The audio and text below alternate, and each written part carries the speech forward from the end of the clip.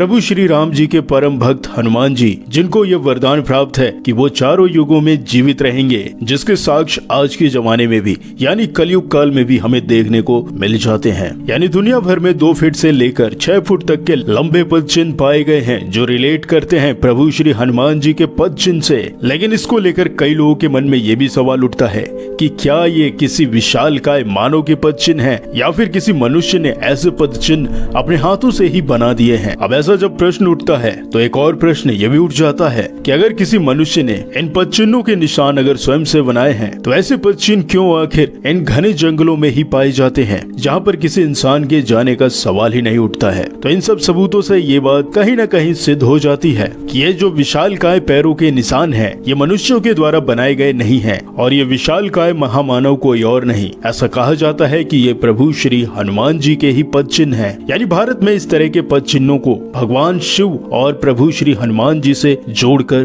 देखा जाता है और रामदूत हनुमान जी के पैरों के निशान के दर्शन करना अपने आप में ही अद्भुत अनुभव होते हैं। तो आइए फिर आज की इस वीडियो में हम बात करेंगे कि आखिर कहां कहां प्रभु श्री हनुमान जी के पैर धरती पर छपे हुए हैं।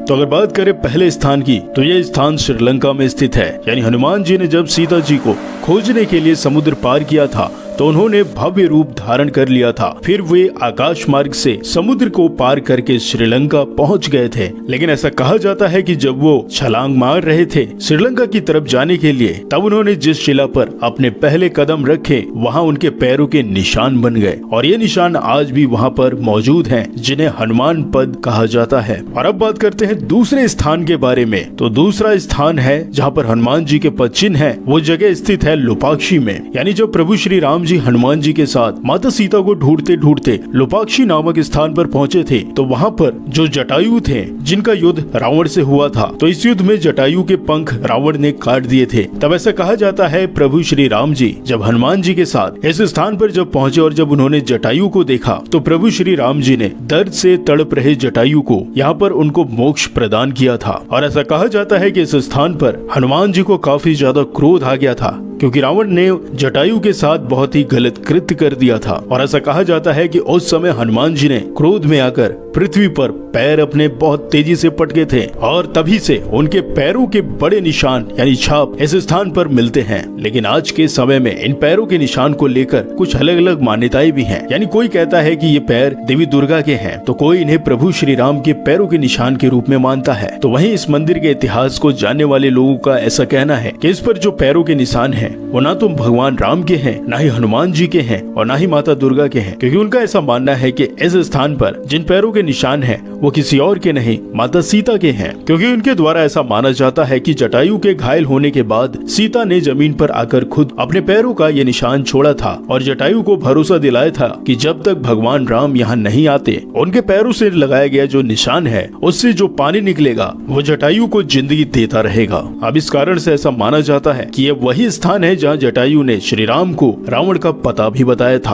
और इसके साथ ही साथ यहाँ पर मौजूद है एक अद्भुत शिवलिंग जिसको रामलिंगेश्वर शिवलिंग कहा जाता है, जिसे जटायु के अंतिम संस्कार के बाद भगवान राम ने खुद स्थापित किया था। और इसके साथ ही साथ पास में ही एक और शिवलिंग है जिसको हनुमानेश्वर शिवलिंग कहा जाता है। और ऐसा बताया जाता है कि श्री राम के बाद महाबली हनुमान जी ने यहाँ पर शिवलिंग की स्थापना की थी। और इस मंदिर के बीचों बीच एक नित्य मंडप है और इस मंडल पर कुल 70 पिलर यानी खंबे मौजूद हैं, जिसमें से 59 यानी 69 खंबे वैसे ही हैं जैसे होने चाहिए। लेकिन एक खंबा जो है वह इन सारे खंभों से एकदम अलग है। वो इसलिए है क्योंकि ये खंबा हवा में यानी इमारत की छत से जुड़ा हुआ है, लेकिन जमीन से कुछ सेंटीमीटर पहले ही ये खत्म हो जाता है, यानी हवा में ये लटकता रहता है। और बदलते वक्त के साथ यह अजूबा एक मान्यता भी बन चुका है। यानी ऐसा कहा जाता है कि अगर कोई इंसान इस खंबे के इस पार से उस पार तक कोई कपड़ा ले जाए तो उसकी मुराद पूरी हो जाती है। और अगर बात करें लोपाक्षी मंदिर की तो आंध्र प्रदेश के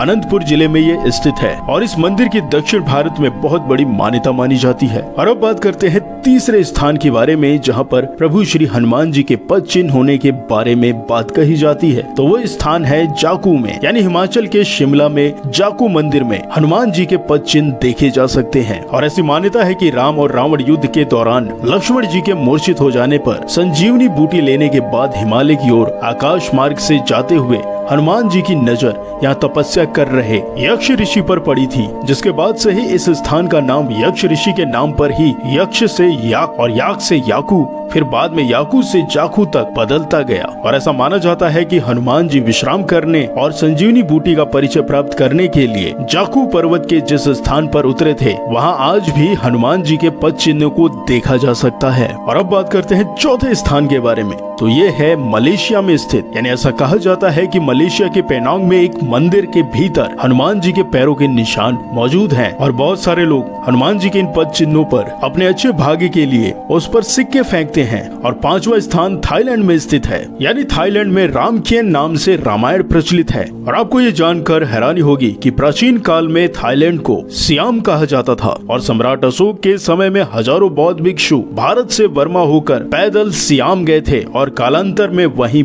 बस गए थे। और तो और प्राचीन काल में थाईलैंड की राजधानी को अयुथाया कहा जाता था, जिसको कि आज के समय में हम बैंकॉक के नाम से जानते हैं। यानी बैंकॉक से करीबन 40 किलोमीटर की दूरी पर स्थित है प्रभु श्री हनुमान जी के पैरों के निशान, जिसके दर्शन करने के लिए दूर दूर से यहाँ पर आते हैं। और अब बात करते हैं छठे स्थान के बारे में, तो अंजनेरी पर्वत पर है प्रभु श्री हनुमान जी के पद चिन्हों के निशान। तो करीबन 5000 फुट की ऊंचाई पर बना है आस्था का एक ऐसा परम धाम जहां आज भी मिलते हैं पवन पुत्र हनुमान जी के पैरों के निशान। और ऐसा कहते भी हैं कि यहीं से बाल हनुमान के मुख में समा गए थे सूर्य देव। और इस स्थान पर पांव के आकार जैसा दिखने वाला एक ऐसा सरोवर है जिसके बारे में कहा जाता है कि ये बाल हनुमान के पैरों के दबाव से बना है और यहीं से उन्होंने एक पैर जमीन पर दबाकर जोर से छलांग लगाई थी और सूर्य देवता को फल समझकर मुंह में दबा लिया था। और जब इंद्रदेव को ये बात ज्ञात हुई तो उन्होंने हनुमान जी के मुख पर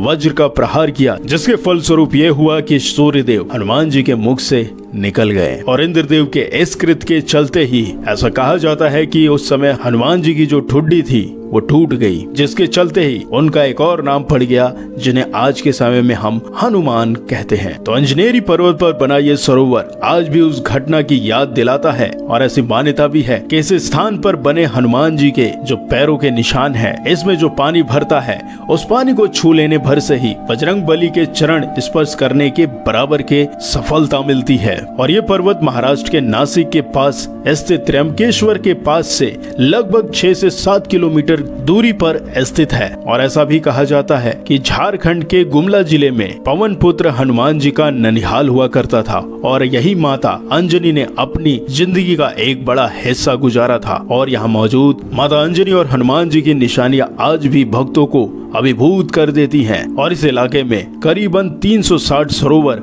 और 360 शिवलिंग भी मौजूद हैं। और ऐसा कहा जाता है कि माता अंजनी ने अपने तप के दौरान इन जंगलों के बीच रहकर रोज नए नए सरोवर में स्नान करके अलग अलग शिवलिंग की उपासना करती थी और उनकी घोर तपस्या से प्रसन्न होकर ही भोलेनाथ ने उनके गर्भ से 11वें रुद्र अवतार यानी हनुमान जी के रूप में जन्म लिया था। और कुछ धर्मशास्त्र और कुछ विद्वानों के अनुसार ऐसा कहा भी जाता है कि आज के समय में यानी कलयुग काल में भगवान श्री हनुमान जी कहीं और नहीं गंधमादन पर्वत पर मौजूद रहते हैं और वहाँ पर हनुमान जी भगवान श्री राम जी के भक्ति में सदैव रहते हैं। लेकिन जब चाहे वो तब कहीं पे भी किसी भी जगह जा सकते हैं, क्योंकि वो है भी पवन पुत्र हनुमान। और वहीं श्रीलंका के कुछ ऐसे ट्राइब भी हैं जिनके बारे में ऐसा कहा जाता है कि हर 41 साल के बाद प्रभु श्री हनुमान जी इनके कबीले से मिलने के लिए आते हैं और इनको कुछ ऐसे गुप्त मंत्र भी इन्होंने दिए हैं जिनकी साधना करके हनुमान जी स्वयं 41 साल के बाद इनके सामने प्रकट हो जाते हैं और इनको मोक्ष और ज्ञान की शिक्षा भी देते हैं। तो ये रहे कुछ ऐसे स्थान जिनके बारे में ऐसा कहा जाता है कि हनुमान जी के पद चिन्ह इन स्थानों पर पाए जाते हैं। तो अगर आपको ये जानकारी अच्छी लगी तो इस वीडियो को